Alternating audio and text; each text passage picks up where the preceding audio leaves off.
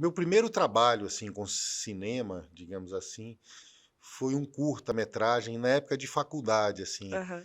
Eu estava falando outro dia com o Wagner Moura, foi meu colega de faculdade. Eu estava saindo, ele estava entrando, assim.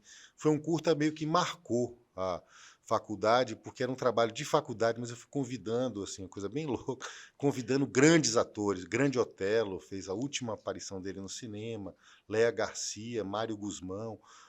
E eu sempre fui meio megalômano. Eu convidei a Sinfônica da universidade para tocar a trilha e um trabalho de faculdade, né, em tese, mas que acabou virando uma. Mas o Wagner era só um colega, ele ainda não era o Wagner. Não, ele era o Wagner, mas não era Ele não era famoso, né? o Wagner Ele já Moura, mas era. ele já era o Wagner seu amigo.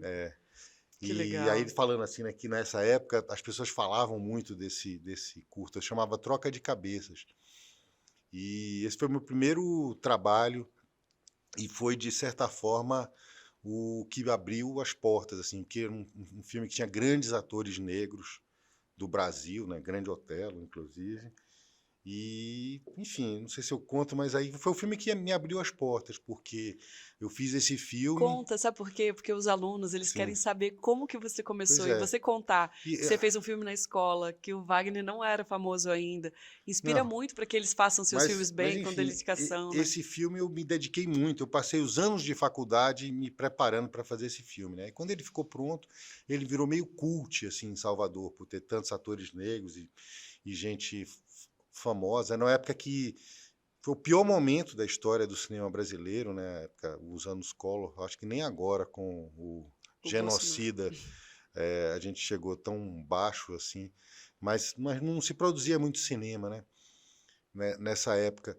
E aí eu fiz esse curta, né, na faculdade e não tinha muita perspectiva, né, de seguir adiante, porque não estava se produzindo cinema, não conhecia ninguém, estava ali fora do eixo Rio-São Paulo.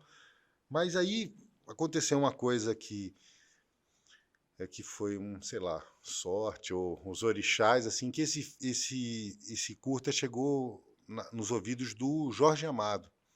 E aí ele assistiu, né, e me convidou para ir na casa dele para ver junto o filme, e porque ele, enfim, ele tinha muito carinho pelo Grande Otelo, era compadre dele, ele queria ver. E aí ele assistiu o filme, eu nunca, foi o dia que minha vida meio que mudou. Ele assistiu o filme, é, e aí quando terminou ele falou, olha, eu queria te pedir três coisas depois de ver esse filme. Eu queria, primeiro, que você me desse uma cópia. Aí, claro, eu falei, já tinha levado para dar. Queria tirar uma foto com você para eu guardar, que era o contrário, né? Era para eu ter a foto com ele. Essa foto até hoje, se você der um Google, Sérgio Jorge Amado, Que tá lá. lindo.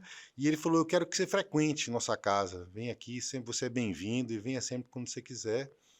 E eu nunca fui porque eu tinha vergonha. Eu vou chegar na casa de Jorge Amado e Vim almoçar. bater, eu vim aqui bater, não tinha muito porquê. E eu fiquei um tempo sem ir.